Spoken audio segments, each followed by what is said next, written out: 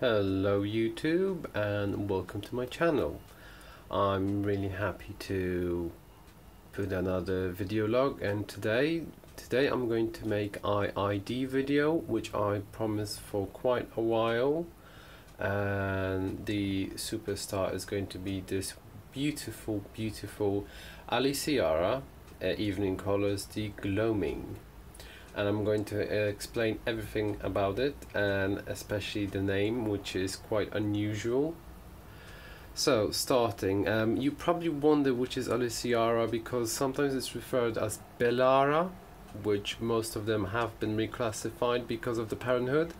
And evening colors, obviously you can see the beautiful chocolate and gold with the pink on the lip, but the Gleaming, don't be mistaken, sorry, it's not Gleaming, it's Gloaming, my error. So it's Gloaming, it's not Gleaming, there's two different words, and I've had to actually look it up for the Gloaming, and Gloaming basically means the shimmer or the lights of the evening you see. So it's basically if you have twilight or dusk or dawn and you see those glimmering shining lights, that moment, so that means that is Gloaming. So you can learn something from me today. I've learned something new too. Anyway, so this beautiful orchid, I heard a few times that it reminds people of the Miltasia Sherlock Tolkien, which I can actually say that there are some similarities but not much, and this is because this is a child, basically. I wouldn't call because of the reclassification, sorry, I'm having problems with talking. Because of the reclassification, it wouldn't be Aliceara anymore, it would be called a Gombrasiltonia. Yes, I'm reading, sorry. So it will be called a Gombrasiltonia, and it's because it is a cross between a Miltasia and a Gomesia, which I never seen a Gomesia before, but I'm kind of guessing that's where the chocolate and the lovely smell comes from. This orchid is, I could say, it belongs to a mixture of Oncidium and Odontoglossum alliance family, and also, like these orchids, it really likes water, and it actually deals really well with water. So far, what I've noticed, this is a type of intermediate temperature lover, so it doesn't like when it's too cold and too warm. Normal household temperatures, when I would say between 15 to 25 or 26 degrees Celsius temperatures are comfortable for it. This is the temperatures that we humans feel comfortable in, and this plant will do well. One word of caution, because Oncidium orchids can be very demanding when it comes to light and shade balance. This one actually prefers to be on the shadier side, and a previous year I've noticed that it would get slight leaf burn even if it was left on a windowsill. That only would get a southern exposure after 5 o'clock, which means that it wouldn't get more than an hour of direct sun and the leaves would still be burned.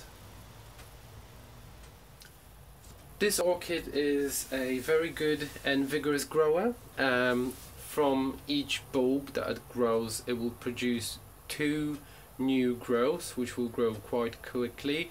Its growth pattern is that usually the bulb will grow to around 30% of maturity, and then it will send a flower spike. In the case that when you have when usually you will have 2 bulbs and one will always be older, and then you have the younger, and the older will send a flower spike first, which will take its toll on the plant and will develop quicker, and the second bulb will stall for a while and it will develop slower.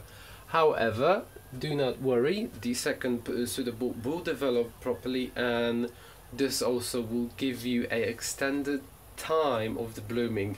I had once been asked this question and how long this particular orchid can be in bloom, and last year, although it was a fairly new experience to me because I just had it and it was the first blooming it bloomed for me, I almost had 2 full months of flowers, because the first time the flower spike bloomed, the mature one, it lasted for around 5 weeks, and then the second one lasted only 3. So I'm kind of guessing it was probably because the plant was a bit drained already. Anyway, I'm guessing if the plant is very mature and very healthy, it can probably last for a bit longer. Now, when it goes to the size of the flowers can tend to be quite big. So I would say they're around 2.5 to 3 inches across.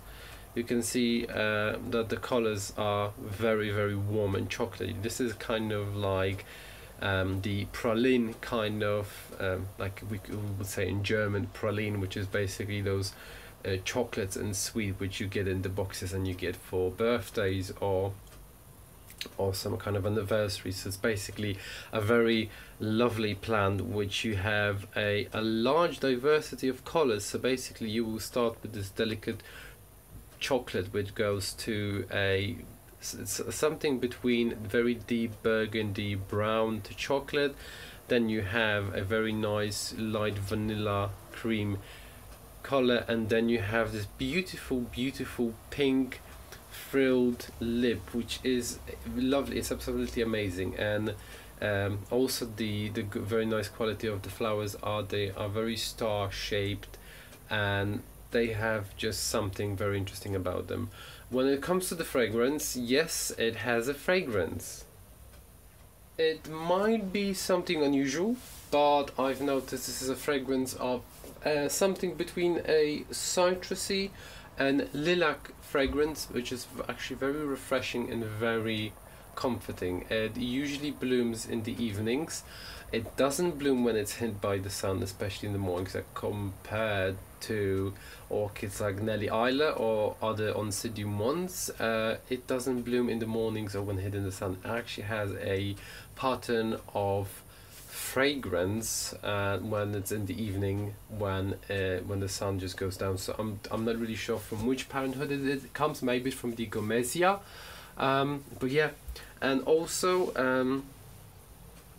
it has if that might annoy you, it has a very weird and a bit funny and quirky growth pattern. So the bulbs will grow on top of each other, but that is not said that will happen to every single plant, because that is only 2 pseudobulbs that happened to me. But I've noticed the third is growing in a normal pace. Yeah, and also what I also wanted to say, sorry, there was a technical cut out, my battery has died. It likes being fertilized, and you should, especially when it's in bloom, you should make sure you fertilize it every week, and probably best would be if it's in a month, fertilize it 3 weeks in a row, and then have 1 week off just to flush the soils. It's a very good grower, but likes to keep moist, because otherwise you're going to have the frilled leaves that will postpone growing, and your pseudobulbs will shrivel quite quickly. Any other thing I wanted to say?